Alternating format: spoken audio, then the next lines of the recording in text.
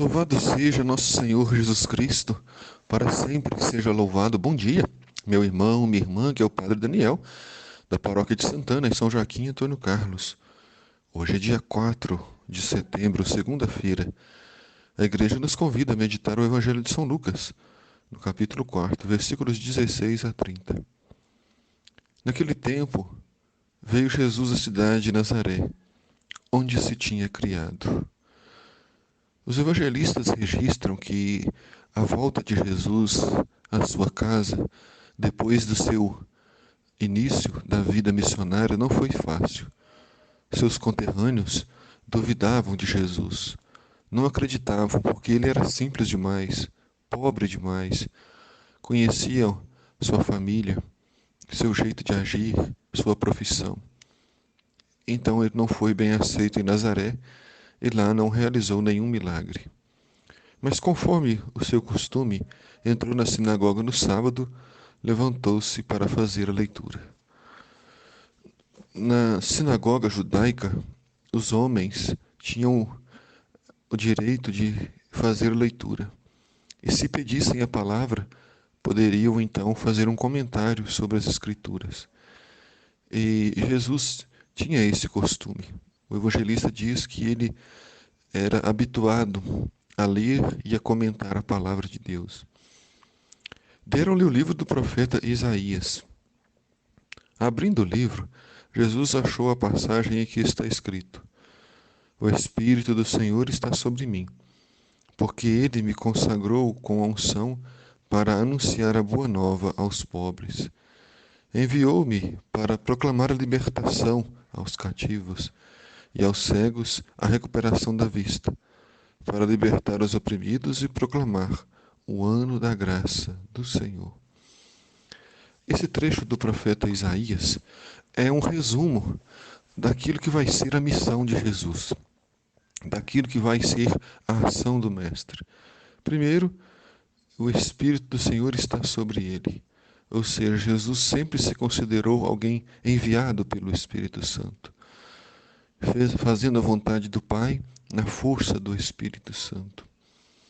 Depois, para anunciar a boa nova aos pobres, porque naquela época os que eram ricos eram considerados abençoados por Deus, e os pobres eram considerados amaldiçoados.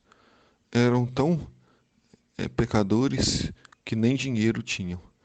E Jesus inverte essa história. Agora os pobres é que são felizes, os pobres é que serão abençoados, os preferidos do Senhor. Proclamar a libertação aos cativos. Mas nós nunca tivemos numa prisão. E como é que Deus vai nos libertar? Porque existem muitas outras prisões, além daquelas que são de grade. Tem prisões do álcool, dos vícios, prisões de uma vida, de uma sexualidade desenfreada, prisões da ganância, prisões do desejo da vingança, do poder e da vaidade, do egoísmo. E todas essas prisões, Jesus irá nos libertar se crermos nele. Aos cegos ele vai recuperar a vista. Muitas vezes somos cegos por causa do ódio e da ganância, da falta de fé, e não vemos as pessoas como nossos irmãos e irmãs. Depois, Jesus termina dizendo: para libertar os oprimidos e proclamar o ano da graça do Senhor, o ano do perdão, da misericórdia. Depois fechou o livro, entregou ao ajudante e sentou-se. Todos que estavam na sinagoga tinham os olhos fixos nele.